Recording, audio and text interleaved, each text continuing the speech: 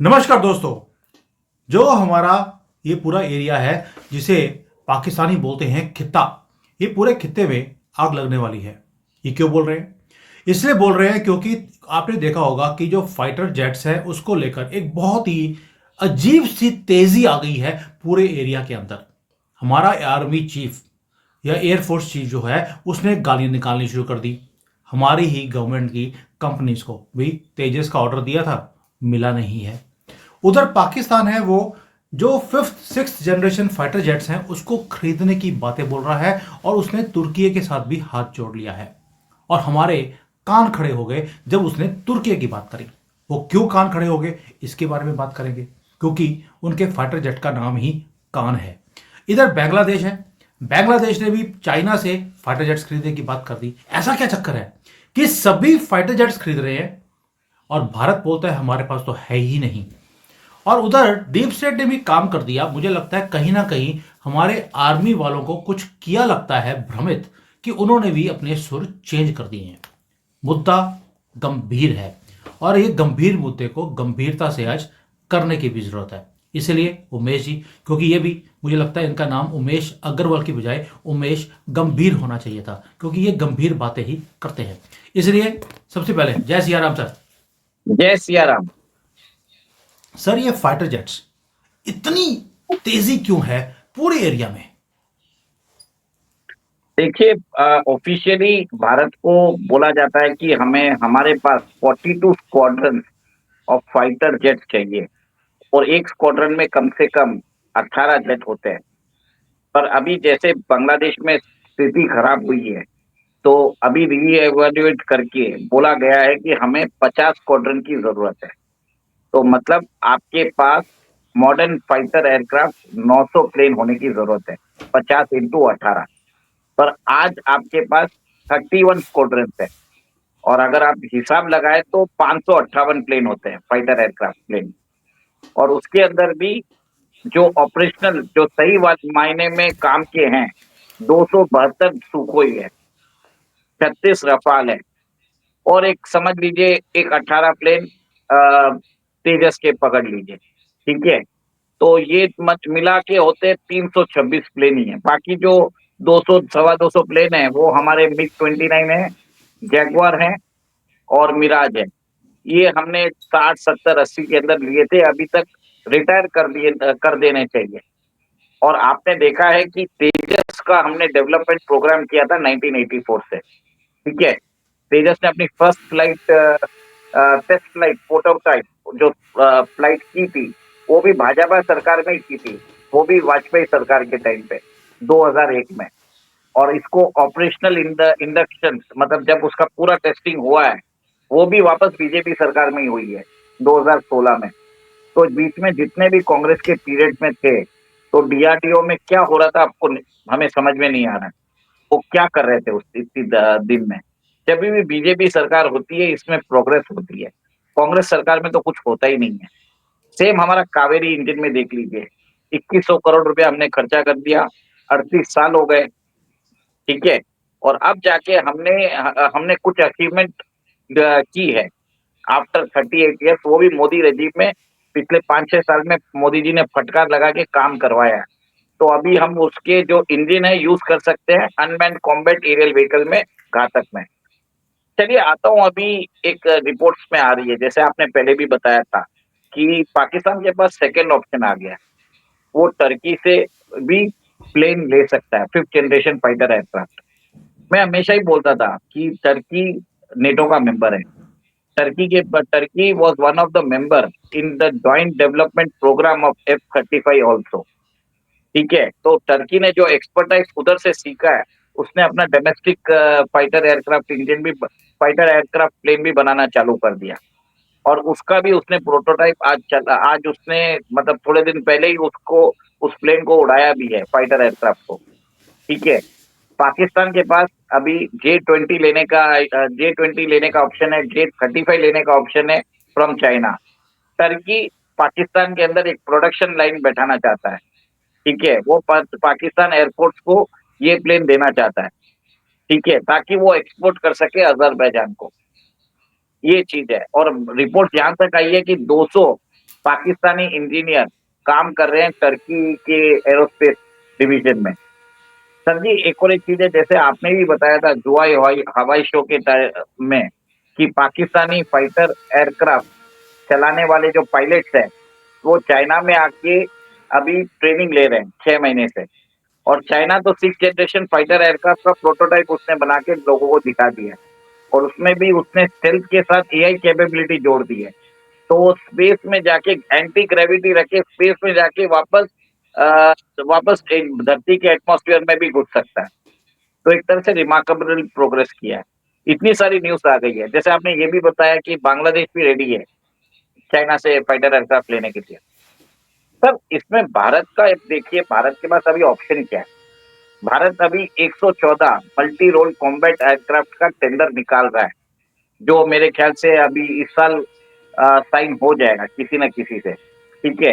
ये $20 बिलियन का कॉन्ट्रैक्ट है। इसके लिए सारी कंट्रीज ट्राई कर रहे हैं कि वो कॉन्ट्रैक्ट उनको मिल जाए। $20 बिलियन कोई छोटा अमाउंट नहीं होता है सर। और अभी आपने देखा है कि भारत के जो एक्स आईएएफ चीफ है, उन्होंने भी बोल दिया कि हमें F-35 लेना चाहिए। पुतिन साहब आ रहे हैं इंडिया, वो बोल रहे हैं कि Su-57 हम आपको दे देंगे, ठीक है? तो सर एक तरह से मुझे एक लगता है कि अभी इंडिया को क्या करना चाहिए, वो मेरे हिसाब से अपना जो डोमेस्टिक प्रोग्राम है उसको कंटिन्यू तो रखना चाहिए। बट आपके पास कितना टाइम है सर? आपका फर्स्ट प्रोटोटाइप जो 5th जनरेशन फाइटर एयरक्राफ्ट का रहेगा, ये 5th नहीं 5.5 बोलते हैं, एमका का, वो आएगा 2034 में। प्रोटोटाइप फुल प्लेन, वो फुल ऑपरेशनल कैपेसिटी भी नहीं है। और आज 10 साल लगेंगे आपको। तो आपको तो टाइम 10 ईयर्स लगने वाला है। आप क्या कीजिए, मेरे हिसाब से क्या करना चाहिए, भारत को F-35 भी ले लेना चाहिए, सुखोई 57 भी ले लेना चाहिए। दोनों के 36-36 प्लेन उठा के भारत में डाल दीजिए। एक एक प्लेन दोनों एयरक्राफ्ट के अपने इंजीनियर को दे दीजिए। जैसे आपके चाइना में करते हैं, खोल खाल के रिवर्स इंजीनियर करके टेक्नोलॉजी समझ के बना लेते हैं। वैसे ही we have to beg borrow steal और डू एनीथिंग। हमें उसको सीखना जरूरी है। आप रिसर्च एंड डेवलपमेंट करते जाओगे, कुछ होने वाला नहीं है, पैसे की बर्बादी है। इससे अच्छा बाहर से प्रोटोटाइप मंगाइए, खरीद लीजिए, उनको बोल दीजिए कि एक प्लेन को हम उसके 80 पंजे निकाल के समझेंगे और हम बाद में इसका काम करेंगे। ओके सर, आप एक चीज नोट करिए, सडनली इतनी सारी न्यूज़ क्यों आ रही है? भारत के ऊपर दबाव बनाया जा रहा है। भारत ने जैसे ही कावेरी इंजन का न्यूज़ आपने देखा है कि फ्लैश किया है, बहुत सारे न्यूज़ आ रहे हैं ये सब चीज़। तो एक तरह से प्रेशर बनाया जा रहा है और सच में प्रेशर बनाने की भी ज़रूरत है। भारतीय जो एयरक्राफ्ट भारतीय एयरफोर्स के जो चीफ है मिस्टर एपी सिंह, उन्होंने बोला भी है कि अभी तक तेजस के 40 एयरक्राफ्ट भी नहीं दिए हैं हिंदुस्तान एरोनॉटिक्स लिमिटेड ने। और जैसे आप बता रहे हैं कि चाइना तो 6th जनरेशन फाइटर एयरक्राफ्ट भी टेस्ट कर रहा है। और उन्होंने तो, जैसे मैं हमेशा बोलता हूँ, फाइनेंस मिनिस्टर निर्मला सीतारमन को, जैसे दोनों ने बजट जरूर, मिलिट्री का बजट होता है 6,25,000 या 6,50,000 करोड़, उसके अंदर 4,70,000 crore is going for administrative and salaries pension expenses. Only 1,70,000 crores is being given for defense purchases, equipment purchases, modernization, R&D। R&D बहुत ही कम है। वो बोलते हैं कम से कम 3 गुना उनको फंड्स अलोकेशन चाहिए, जो फिनांस मिनिस्ट्री नहीं दे रहा है। ओके, अभी आप देखेंगे फिनांस नेक्स्ट ईयर 8 पे कमीशन आने वाला है, उसमें कभी भी कोई प्रॉब्लम नहीं आती, उसमें सर्वदलीय सहमति हो जाती है। पर जब डिफेंस की बात होती है, तब फिनांस मिनिस्टर बोलते हैं कि हमारे पास पैसा नहीं है। मेरा ये नहीं समझ में आता है कि आप अपने बाकी खर्चे बंद कर दीजिए, देश में फाइनेंशियल इमरजेंसी लगा दीजिए। पैसे नहीं है तो देश की सुरक्षा फर्स्ट है। और जैसे आईएएफ चीफ ने बोला है कि प्राइवेट सेक्टर पार्टिसिपेशन जरूरी है, तो वो उधर एक इकोसिस्टम भी बनाना जरूरी है। और बहुत हद तक मुझे मेरा मानना है कि भारत के जो अभी डिफेंस मिनिस्टर है Rajnath Singh, he is not capable of understanding what are the requirements of the Indian arm forces. भले ही उन्होंने बोल दिया कि डिफेंस मॉडर्नाइजेशन आप करिए, हम इंटीग्रेटेड थिएटर कमांड बनाएंगे, ठीक है, वो सब बता रहे हैं। वहां पे हमें एक ऐसा आदमी चाहिए जो टेक्नोलॉजी समझ सके। We need someone who is young, who is dynamic, वो समझ सके कि इंटीग्रेटेड थिएटर कमांड का क्या फायदा है होता है। सेकंड, उसको मालूम होना चाहिए कि क्या फिफ्थ जनरेशन फाइटर एयरक्राफ्ट में क्या डिफरेंस है, 5.5 में क्या डिफरेंस है, 6 में क्या डिफरेंस है, और उसको ये भी समझ में आना चाहिए कि इंजन का जो होता है उसके अंदर क्या प्रॉब्लम्स आ रहे हैं। Sir, we need someone at the technocrat as the defence minister of India. ठीक है, राजनाथ सिंह एक बहुत वरिष्ठ नेता है, बट मैं उनका सम्मान करता हूँ, बट जस्ट चेंजिंग रियलिटीज में I believe that we need someone like Ashwini Vaishnaw who understands technology. Okay, वो देखिए ड्रोन वॉरफेयर आ चुका है, हमें ये आपने देखा कि यूक्रेन और रशिया के युद्ध में ड्रोन कैसा यूज किया गया है। इसराइल और जब हमास का युद्ध हो रहा था, जब अक्टूबर 7 का अटैक हुआ लास्ट ईयर, तब कैसे हमास ने आपके सोफिस्टिकेटेड इसराइल के जो सिक्योरिटी इंफ्रास्ट्रक्चर को भी ब्रीच कर दिया था। ठीक है, तो we need someone at the top जो ये बातों को समझ सके और बातों को कन्वे कर सके। सर, प्रॉब्लम क्या होता है ना सर, कमिटी बन जाती है। अभी भी जैसे आपने देखा है कि कमिटी बन गई है कि वो देखेंगे कि क्या होगा। एटलीस्ट हमें क्या चाहिए कि आप उधर से जाइए, इंटर गवर्नमेंटल कॉन्ट्रैक्ट में एक 36 एयरक्राफ्ट दोनों के लेके आ जाएंगे। जैसे ही आ जाएगा उसके बाद आप डेवलपमेंट करिए, एक एयरक्राफ्ट को उठा के दोनों हमारी रिसर्च एजेंसी को दे दीजिए। मेरा यही है, Umesh ji, this is the only way you you are can do it. Contradicting, you are today contradicting your own statements. वो कैसे? आपने पहले बोला था कि चाइना रिवर्स इंजीनियरिंग करता है, भारत नहीं करता, भारत चोरी नहीं करता है, इसलिए हमारे ऊपर दुनिया ट्रस्ट करती है और हमें टेक्नोलॉजी ट्रांसफर करते भी हैं। पुतिन अगर आ रहे हैं, सुना है फरवरी में आएंगे, और उन्होंने SU-57 कर देने की बात बोल दी। इधर से हमारे आर्मी वालों ने बोलना शुरू कर दिया है, एयरफोर्स वालों ने, एयर चीफ मार्शल ने बोला है कि तेजस के ऑर्डर दिए थे, हमें मिले नहीं हैं। लेकिन साथ में आपको नहीं लगता कि कहीं ना कहीं डीप स्टेट का कहीं ना कहीं आशीर्वाद मिला है इनको कि भैया सुकोई 57 मिलने वाला है, भाड़ में गया सुकोई 57, ट्रंप आने वाला है, इसलिए इनके सुर चेंज हो गए हैं। अब हमारे जो IAF के बॉस होते थे उन्होंने बोल दिया भारत को डेस्परेटली F-35 ले लेना चाहिए। सर, डोंट यू फील कहीं ना कहीं ये, जैसे आपने पहले बोला, दो चीजें हैं, एक तो आपने कंट्राडिक्ट अपने आप को कर दिया, रिवर्स इंजीनियरिंग कर लो, कॉपी कर लो, चोरी कर लो, डाका मार लो, कुछ भी कर लो, स्टील बैग, लेकिन प्लेन बनाओ। दूसरा, आर्मी चीफ, क्या कहीं से पीछे से आशीर्वाद मिला है कि थोड़ा सा टेम्परेचर को हाई करो, प्रेशर डालो F-35 के लिए? सर देखिए, मैं जब बात कर रहा हूँ, मैंने ये भी बोला है कि आप उनकी परमिशन लेके दे दो एक प्लेन। ठीक है, अगर आप हमको टेक्नोलॉजी ट्रांसफर करते हो तो ठीक है, नहीं तो हम आपके एक प्लेन इंफॉर्मेशन दे दो ना सर, हम इसका रिवर्स इंजीनियरिंग कर ही रहे हैं। ठीक है, तो एक तरह से इंफॉर्मेशन दे दीजिए। और रशिया को आपको मालूम है जो सुकोई 30 है वो भारत में ही प्रोड्यूस होता है, उसको हिंदुस्तान एरोनॉटिक्स लिमिटेड बनाता है। और HAL का जो सुकोई का इंजन है वो AL-31 इंजन, उसके लिए भारत ने अभी करार किया, 240 इंजन का 26,000 करोड़ का करार किया है हिंदुस्तान एरोनॉटिक्स लिमिटेड ने। आपने जरूर बोला है, सही में बोला है कि मैं अपनी बात को कॉन्ट्रेडिक्ट कर रहा हूँ सर, पर जब इमरजेंसी होता है ना सर, तो कॉन्ट्रेडिक्ट करना जरूरी होता है। वी नीड टू अडेप्ट, मेरा ये मानना है। और जिस हिसाब से डिले हो रहा है भारत के जो सिक्योरिटी अपैरेटस में, वहां पे आपको एक तरह से एक देखिए, ट्रस्ट तो भारत के ऊपर है ही, लोग भी समझ जाएंगे कि भारत जो भी काम कर रहा है डेस्परेशन में कर रहा है। अगर लोगों को समझ में आ गया कि भारत ये भी कर लेगा तो डील भी जल्दी होगी। ठीक है, डी वाला जो हमारा इंजन रोक के रखा है उसको भी मन समझ में आ जाएगा कि अगर मैं रोक के रखा रहूंगा तो भारत अब अपने आप ही समृद्ध हो जाएगा, वो कुछ भी कर देगा। तो सब डेस्परेशन दिखाना जरूरी है कि सामने वाले को, हमारी डी ने हमसे डील 1.5 साल पहले की है सर, अभी तक इंजन नहीं दिया है, क्योंकि वही ट्रस्ट के काम है। आपने जो बोला ना कि लोग भारत के ऊपर ट्रस्ट करते हैं, इतना ट्रस्ट करते हैं कि इंजन ही नहीं दिया उन्होंने। सर, हमारे ऊपर ट्रस्ट कर सकते हैं लेकिन हम दूसरों के ऊपर ट्रस्ट नहीं कर सकते, क्योंकि वो तो मिस ट्रस्ट के हाँ, लिए जाने जाते हैं। सही, आपने सही बोला है, मैं वही बता रहा हूँ।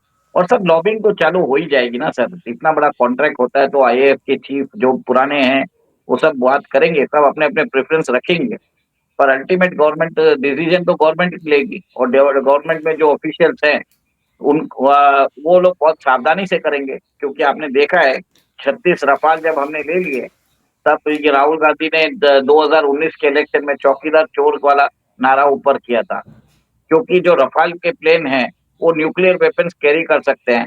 वो चाहे तो अभी शंघाई में भी बॉम्ब डाल सकते हैं, बीटिंग में भी बॉम्ब डाल सकते हैं, गोंगो में भी डाल सकते हैं। ठीक है, इससे वेरी राहुल गुड। गांधी को इससे राहुल गांधी को तकलीफ हो गई थी और वो सब जगह जाके बकवास करने लग गया। तो अब आप देखिए राहुल गांधी वियतनाम भी जाके आया है। ओके, वहीं पे आपके सीसीपी के लोगों से ही मिला होगा, अब ये वो चालू हो जाएगा। और आपने देखा है कि इनके अलावा बहुत सारी यूरोपियन कंपनीज भी है जो इस फ्रेम में है कि उनको भी कॉन्ट्रैक्ट मिल जाए। स्वीडन की कंपनी है साहब, जो अपना ग्रिफन एयरक्राफ्ट के लिए उसने तो बोल ही दिया है कि हम टेक्नोलॉजिकल ट्रांसफर करने के लिए जरूरत है, लोकलाइज प्रोडक्शन करने के लिए जरूरत है, हम अपने नेटवर्किंग प्रोटोकॉल्स आपके साथ शेयर कर देंगे, आप अपने वेपन सिस्टम्स हमारे एयरक्राफ्ट में लगा सकते हो, आपको एक्सपोर्ट करने का पूरा लाइसेंस भी दे देंगे। सब कुछ बोल दिया उन्होंने। तो और सर उमेश जी, मुझे एक चीज बताइए। आपने पहले बोला कि निर्मला सीतारमन जी के पास प्रायोरिटीज और बहुत ज्यादा हैं, आर्मी या एयरफोर्स को अपग्रेड करने के पैसे नहीं हैं। ये उस भारत की बात हो रही है जो ग्रो कर रहा है, और अब हमारे पास पैसों की कमी नहीं होती है। 80 करोड़ लोगों को तो फ्री राशन हम दे रहे हैं, उसके बाद भी पैसे नहीं है। या तो राशन में ही फ्री में चले गए तो पैसे नहीं है। दूसरी बात, आसपास के जितने भिखारी कंट्री हैं उनको खाना पहुंचाने का काम भी हम ही कर रहे हैं फ्री में। 2.5 लाख टन तो हमने गेहूं भेज दिया अफगानिस्तान को। लेकिन मुझे एक चीज समझ नहीं आती कि जो पाकिस्तान भिखारी कंट्री है, वो चाइना से J-35 खरीद रहा है, स्टेल्थ जो वो बोलते हैं इनविजिबल प्लेन। हमने इसके ऊपर वीडियो भी बनाया था। साथ में उसने हमारे कान खड़े कर दिए, क्योंकि उसने कान फाइटर जेट टर्की से लेने का भी वादा कर लिया है, वहां से भी प्लेन लेने वाला है। पैसे कहां से आए सर इनके पास? सर आपको समझना पड़ेगा, पाकिस्तान के लोगों की आवाम के पास इसके लिए पैसे नहीं होते हैं क्योंकि सारी जो उनकी जो पैसे खर्चे होते हैं आर्मी के पास चले जाते हैं, जो बचा कुचा है वो पाकिस्तान की आवाम के लिए आता है। पाकिस्तान में आज इलेक्ट्रिसिटी का यूनिट है 75 पाकिस्तानी रुपीज है। ठीक है, इतनी इतनी महंगी यूनिट्स है। भारत उसके हिसाब से बहुत ही बढ़िया है। भारत अब मालदीव को भी एक डिफेंस इक्विपमेंट देता है फ्री में, अफगानिस्तान को 2.5 लाख टन देता है, बांग्लादेश को भी चावल भेज रहा है। ठीक है, बट जब निर्मला सीतारामन को पूछा जाता है तो वो जवाब नहीं देती है। भारत के डिफेंस एक्सपर्ट, डिफेंस जो एयरफोर्स चीफ है, उन्होंने सीधा बात बोल दिया है कि आप डिफेंस बजट जो R&D का है 5% ही दे रहे हो। उन्होंने 15% होने की डिमांड की है। और भारत एक ग्रोइंग इकोनॉमी है। आज आपकी आपके पास थ्रेट है from all the three side, Bangladesh, China और पाकिस्तान, तीनों हमारे लिए थ्रेट है। उसके बावजूद भी भारत की फिनांस मिनिस्टर वो पॉपकॉर्न के ऊपर एक्सप्लेनेशन देती है। सर उसको दिखाई नहीं देता है क्या कि जब थ्री फ्रंट वॉर अभी चालू होने वाला है, उसमें उनको खुद आगे बढ़ के डिफेंस के लिए फंड अलोकेट करना चाहिए। आर्मी चीफ अगर एयरफोर्स चीफ अगर ये बात कर रहा है तो सर डूब मरने की बात है उनके लिए। मेरा एक ही चीज सर लेकिन मानना मुझे है। बताइए, सर एक सेकंड सर, एक मुझे बताइए, सेकंड, एक आपने सेकंड आपने सर। बोला रिसर्च के लिए 3 गुना पैसा चाहिए। रिसर्च के लिए DRDO को, जो व्हाइट एलिफेंट हैं, जो काम नहीं करते, और मोदी जी को बोलना पड़ा अगर कब वक्त काम नहीं करना तो रिजाइन कर दो, लेकिन वो मोदी जी के ऊपर हंस रहे थे। उनको आप 3 गुना पैसे देकर करेंगे क्या? सर इसके लिए आईएएफ चीफ ने ये भी बोला है कि प्राइवेट सेक्टर पार्टिसिपेशन आप करिए। मैं वही कंप्लीट कर रहा था। ठीक है, आपकी वही बात को मैं कंप्लीट कर रहा था। और सर एक चीज आप सोचिए कि भारत के जो डिफेंस फोर्सेस है, जिसमें आपने सुना होगा मिग को बोला जाता है फ्लाइंग कॉफिन। भारतीय फाइटर एयरक्राफ्ट अपनी जान हथेली, फाइटर प्लेन चलाने वाले जो फाइटर एयरक्राफ्ट चला रहे हैं पायलट्स, अपनी जान की हथेली पे रख के हर वो फ्लाइंग कॉफिन चला रहे हैं। उनको मालूम है कौन सा मैन्युफैक्चरिंग डिफेक्ट कब आ जाए, और वो अगर सेफली लैंड होते हैं तब वो एक तरह से उनको लगता होगा चलो आज बच गए। ऐसी स्थिति में वो प्लेन चला रहे हैं सर। 60 साल पुराना प्लेन है, मिग मिग वाला, वो प्लेन चला रहे हैं अभी। क्या भारत के जितने भी रक्षा मंत्री है, भारत के प्रधानमंत्री है, इन सबको नजर नहीं आता? मेरा एक ही चीज मानना है सर कि हम अपने जो डिफेंस पर्सनल की अ, आवी आवी मेरा एक ही चीज मानना है कि हम इतने गिर गए हैं क्या कि हम उनकी जान से खेल सकते हैं? हमारे फाइटर पायलट मर रहे हैं मिग में। सर मुझे बहुत ये गुस्सा भी आता है इसके ऊपर। सर चाहे कोई भी रेजिम हो, भले कांग्रेस की हो या मोदी जी की हो, ये अलाउ नहीं करना चाहिए। आज इसराइल को देख लीजिए सर, वो अपने आज भी उसका जो हमास के पास 35 उनके रेफ्यूजीज हैं, इस्राएली सिटीजन है, उनको बचाने के लिए आज भी वो ट्रम्प साहब के साथ नेगोशिएट कर रहे हैं। और यहाँ पे आप अपने फाइटर पायलट्स को 60 साल पुराना प्लेन चलाने के लिए बोल रहे हो। और आपने देखा है कि बालाकोट में क्या हुआ था। हमारा जो मिग 21 प्लेन है ने F-16 को मार गिराया था। सर वो तो कैप्टन अभिनंदन ने ये काम कर दिया sir. But can't we provide them with best of the aircraft, fighter aircraft with good technologies? Sir ये देखिए उमेश जी, जितने भी डिफेंस में ब्यूरोक्रेट्स बैठते हैं ना सर, इनको इनको ठीक करना बहुत जरूरी है। ये मतलब एसी ऑफिसर्स में बैठ के फाइल्स को ऊपर बैठ के वो डिसीजन नहीं लेते। इसका भुगतान हमारे आर्म फोर्सेस, हमारे डिफेंस फोर्सेस को करना पड़ता है। सर डिफेंस फोर्सेस हमारी देश की बहुत अच्छी है। दूसरे अगर देश में अगर हो जाता है ये सब चीज, आज मिलिट्री कूप हो जाए, ये बोलना जरूरी है। और हमारी जो फिनांस मिनिस्टर है, जो पहले रक्षा मंत्री भी रह चुकी है, वो पॉपकॉर्न के ऊपर बात करती है। चलिए, अब ये पॉपकॉर्न तो उनको मालूम है कि ये पॉपकॉर्न किसका, कई बार सुनाना किसी और को होता है और जिताना किसी और को होता है। ये सीतारमन जी के ऊपर छोड़ देते हैं कि किसका पॉपकॉर्न बनाया और किसके दाने भुने, ये तो बाद में पता लगेगा, अभी पता नहीं लगता है। बट जैसे आपने बोला कि भाई ये जो है फाइलों के ऊपर बैठ जाते हैं, मुझे लगता है इनके नीचे अंडे रख देने चाहिए ताकि एटलीस्ट मुर्गियां तो निकलेंगी। वैसे मैं जैन हूं, मुर्गियों की बात नहीं करनी चाहिए, बट मजबूर है कि फाइलों के ऊपर बैठाने की बजाय इनके अंडे के ऊपर बैठा देते हैं, एटलीस्ट कुछ तो फायदा होगा इन वाइट एलिफेंट्स का। और जैसे आपने बोला कि रिसर्च के ऊपर पैसा लगाना चाहिए, I fully agree with you, लगना चाहिए, लेकिन लगाएगा कौन? गवर्नमेंट लगाती है तो ये सिर्फ अपनी सैलरीज में ही पैसे ले जाते हैं, रिसर्च के नाम पर कोई भी काम नहीं किया जाता। ये काम मुझे लगता है प्राइवेट सेक्टर को पकड़ना पड़ेगा। अगर प्राइवेट सेक्टर में रिलायंस है, टाटा है, अदानी है, इन्होंने अगर डिफेंस के ऊपर काम करना शुरू किया तो कांग्रेस ही है जिन्होंने विरोध किया इसकी चीज का कि इनको कॉन्ट्रैक्ट क्यों दिया जा रहा है। यानी कि वो कुछ नहीं चाहते हैं कि पाकिस्तान, बांग्लादेश और चाइना से ज्यादा सक्षम हमारा डिफेंस स्ट्रक्चर बने। सर वो छोड़िए, इसराइल को हमने आर्म सप्लाई किया तो यहाँ पे ऑपोजिशन पार्टी सोना चालू कर दिए थे। उनको हमें क्या फर्क पड़ता है इसराइल किधर यूज करे? आप ऐसी बात कर रहे हो। यहाँ पे तो लोगों को समझ में ही नहीं आता नेशनल सिक्योरिटी क्या होती है। ठीक है। और मेरे हिसाब से ये जो व्हाइट एलिफेंट आपने जैसे बताया है, DRDO है, हिंदुस्तान एरोनॉटिक्स लिमिटेड है, वहां पे जितने भी लोगों को फायर कर दिया जाना चाहिए नॉन परफॉर्मेंस के ऊपर। You can not allow the tax payer money to be wasted. Accountability उनके ऊपर रखना जरूरी है, ट्रांसपेरेंसी लाना जरूरी है, प्राइवेट सेक्टर पार्टिसिपेशन होना जरूरी है in critical areas of work. आप जैसे आपके अमेरिका के पास बोइंग है, लॉकहीड मार्टिन है, नॉर्थन ग्रम्प है, वैसे भारत के अंदर भी आप प्राइवेट डिफेंस कंपनी बनाइए, एक इकोसिस्टम बनाइए। भारत के अंदर एक मिलिट्री इंडस्ट्रियल कॉम्प्लेक्स बनाइए जो research development, localise production, technology transfer करके भारतीय डिफेंस फोर्सेस को नहीं, एक्सपोर्ट के लिए भी काम करे। अब यहाँ पे सर बहुत बड़ी लॉबी भी काम कर रही है आपस में एक दूसरे को आगे पीछे करने के लिए। भारत को एक फोर्स लेना पड़ेगा, भारत को बोलना पड़ेगा कि बॉस हमको ये चीज चाहिए, पैसा लगे लग जाने दो। जैसे 36 रफाल लिया था, जरूरी था तो लिया ना सर, कोई भी हालत में वैसा लीजिए। अभी आपको F-35 चाहिए, सर F-35 लीजिए। आपको सुकोई 57 चाहिए। सर बात यह है कि सुकोई 57 भले ही 50% सस्ता हो, पर क्या रशिया उसकी सप्लाई कर पाएगा? हमें वो भी देखना पड़ेगा। कम से कम F-35 रहने से हमें ये रहेगा कि इत्मीनान रहेगा कि हमारे बॉर्डर सेफ है, सिक्योर है। भले ही हमारे पास 36 प्लेन भी आ जाए F-35 के, तो एक तरह से हमारी जो सीमा सुरक्षा है वो सुदृढ़ हो जाएगी।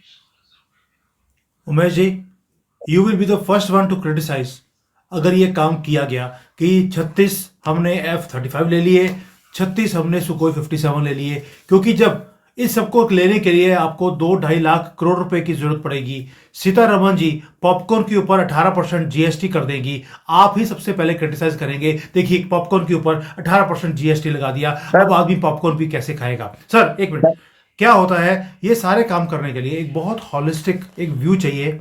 हम भारतीयों के अंदर हमें चाहिए सब कुछ, लेकिन हम देश के लिए थोड़ा सा महंगा पॉपकॉर्न भी खरीदना नहीं चाहते हैं। ये भी एक बहुत बड़ा सवाल है हमारी खुद की नेशनलिज्म के ऊपर भी। जिस दिन हम ये काम करना बंद कर देंगे, आई थिंक कहीं ना कहीं ये सारी चीजें भी होती हुई दिखाई देगी। बट यस, इसके ऊपर एक हॉलिस्टिक व्यू भी चाहिए, काम भी करना चाहिए, रिसर्च का काम भी करना है। तो बाहर से टेक्नोलॉजी को चोरी भी करना पड़े तो हमने आज ये बोल दिया कि चोरी कर लो, कोई दिक्कत नहीं है। सर चोरी ही करना है तो F-35 जो F-35 का कॉपी है J-35 उसी को कर लो ना, क्या दिक्कत है? कॉपी मास्टर को कॉपी कर लो आप। सर मेरा ये मानना है कि आपको अगर आप इंटरनेट में सर्च करेंगे, 4 साल पहले अमेरिका ने इसराइल को 25 प्लेन उन्होंने $3 बिलियन में बेचे थे। तो $3 बिलियन 25,000 करोड़ होता है सर। 25 प्लेन 1,000 करोड़ का एक प्लेन हो जाता है। ठीक है। आपको याद होगा रफाल हमने 4.5 generation with all the things 1,600 crore में लिया था। ठीक है सर, बहुत सारी चीजें होती है इसमें। एक और एक चीज है कि रिलायबिलिटी क्या है, डिलीवरी क्या है, वो भी इम्पोर्टेंट है। और सर अभी ट्रम्प का एडमिनिस्ट्रेशन स्टार्ट हो रहा है और ट्रम्प इज प्रो इंडिया। उनको मालूम है कि भारत पैसा दे देगा तो वो जल्दी से जल्दी वो वहां पे माल बेचेंगे अपना। तो भारत को ये अपॉर्चुनिटी ले लेनी चाहिए। और आपने देश से देखा है कि ट्रम्प ने किस हिसाब से हमारे को स्पेस में रिसर्च के लिए हमें हमें हमारे ऊपर जो सैंक्शंस लगने वाले थे वो हटा दिया अमेरिका ने। न्यूक्लियर रिएक्टर्स के ऊपर जो प्रॉब्लम चल रहा था उसको भी क्लियर कर दिया। रेयर अर्थ मिनरल्स के लिए भी उन्होंने प्रॉब्लम क्लियर कर दिया। We should seize this opportunity. जिधर से भी हमको प्लेन मिले पहले तो लेके आ जाइए। अगर ये F-35 आ जाएगा तो आप देखेंगे सारी रिपोर्ट बंद हो जाएगी। सबसे पहले तो हमें जैसे ही F-35 हमने ले लिया, भारत के अंदर डिफेंस के अंदर जो भी प्रॉब्लम भी क्रिएट किया जा रहा है, ये मेरे हिसाब से जितने भी ये प्रॉब्लम्स है अपने आप सॉल्व हो जाएगी। We have to think from that line sir. चलिए देखते हैं कि अब क्या होता है। प्लेन्स के ऊपर गर्मी शुरू हो गई है, पूरे लॉबी काम कर रही है। पुतिन यहां पर आने वाले हैं और उनके आने से पहले अमेरिका के डीप स्टेट ने भी अपनी गतिविधियों को तेज कर दिया है कि F-35 ले लीजिए रशिया के पास, जो ये सुकोई 57 है, अलोंग विद टेक्नोलॉजी ट्रांसफर जो रशिया बोल रहा है उसको मत लीजिए। अब हमारे कंट्री के लोग क्या करेंगे? क्या थोड़े से पॉपकॉर्न महंगे खरीद लेंगे और जो पैसे बचेंगे उसमें हम ये प्लेन्स खरीद सकते हैं? क्या उसके लिए कोई दंगे फसाद तो नहीं करेंगे, या उसे अलाउ कर दिया जाएगा और देश प्रथम है इसके ऊपर काम करेंगे? लोग भी, गवर्नमेंट तो कर ही रही है, ये वक्त बताएगा। थैंक यू सर, जय सिया राम। जय श्री राम।